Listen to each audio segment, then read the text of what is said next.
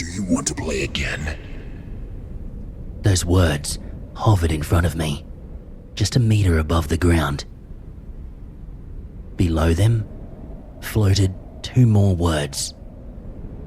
Yes. No. I looked around, bewildered.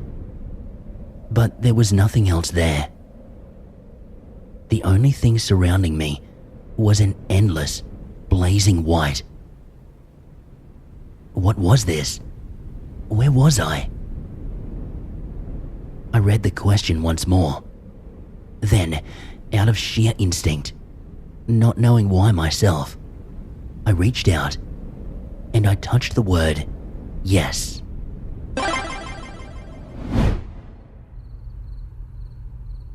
An almost physical sensation made me jerk upright in my bed. Julie stirred next to me and opened her eyes. "What is it?" she asked sleepily. "Just some weird dream," I mumbled. My eyes wandered to the bedside clock. It was 5 in the morning. Almost time to get up anyway. I threw the covers off me, prompting another groan from Julie, and headed off to the bathroom. I was already down in the kitchen, making breakfast when she entered. She still looked sleepy, eyes half open, her hair a wild mess. "Morning, babe," I greeted her, put my arms around her and kissed her. I need coffee," she said, freeing herself from my embrace. I couldn't help but laugh. Julie was not a morning person, never had been. We had been married for 2 years by now, but we'd been together forever. We're one of those couples who grew up together. We started off as friends, then became best friends, and eventually lovers. I guess we were always destined to be together. Star-crossed lovers, if you forgive me the expression.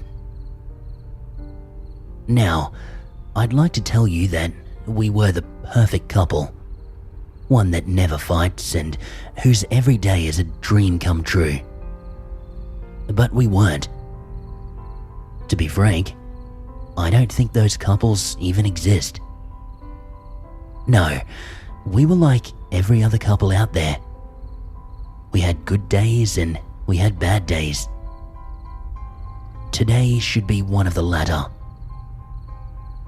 As fights so often do, it started out with the smallest of things. "Damn it, James, where's the milk?" Julie called out to me while frantically rummaging through the fridge. "There should be some in there." The words poured out of me, almost like a rehearsed line from some other fight we'd had before. "No, there's nothing. Didn't you get any yesterday? I told you we were out." "Shit, I think I forgot. Sorry, babe. With the whole restructuring at work thing, I must have..." It's always work with you these days. Every day you go on about that damn restructuring. God, I'm so sick of it. Jesus, Julie, I got enough on my mind already. Can't you just give me a break? You know what, James? How about I do exactly that? With this, she stormed from the kitchen. "Shit, babe, I didn't mean..." I called after her, but she had already returned to the bedroom, slamming the door behind her. I sighed and rubbed my temples. Shit. This stupid company restructuring had been going on forever. It had really started to take a toll on our relationship. As I ate my breakfast in silence, I wondered how many times I'd done so these days. Before I left for work, I tried to reconcile with Julie once more. The moment I set foot into the bedroom, though, I saw that she had retreated under the covers. I knew what that meant. Leave me alone, James. I frowned, mumbled a goodbye and went to work. Work was hell, like every other day at this damned company. Business process re-engineering, they called it. It was supposed to make everything run faster, smoother, and easier. Yeah, right. All it did was make my life hell. It was almost 8 in the evening when I was finally done with work.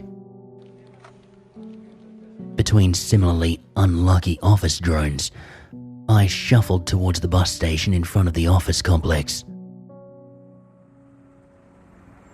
The bus ride home was a blur. I was only half awake as the details of the city outside became nothing but a blazing, glistering mush of lights. Once I was off the bus, I started down the street to our suburban home. Then, I remembered that stupid fight with Julie this morning. All over some milk. I was sure Julie had forgotten about it.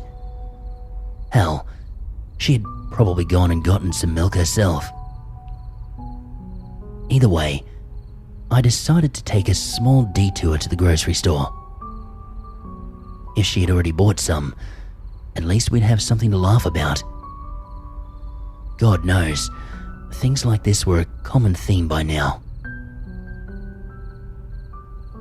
It was shortly after 9 when I arrived home. The house was quiet. Had Julie already gone to bed? That wasn't like her at all. I unlocked the front door and I stepped inside. Babe, I'm home. And guess what?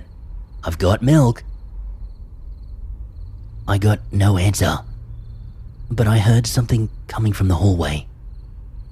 No, the kitchen. Julie, why do you have the lights turned off? There was a disgusting wet sound as I entered the kitchen. My feet felt strangely warm and sticky. I hit the light switch in an instant.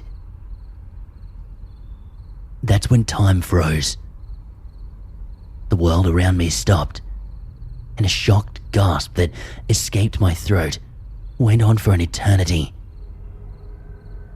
There she was, my beautiful Julie, on the kitchen floor, in a pool of her own blood. The suffocating smell of it reached my nose. I felt its warm stickiness between my feet. I heard the milk jug I'd been carrying hit the floor.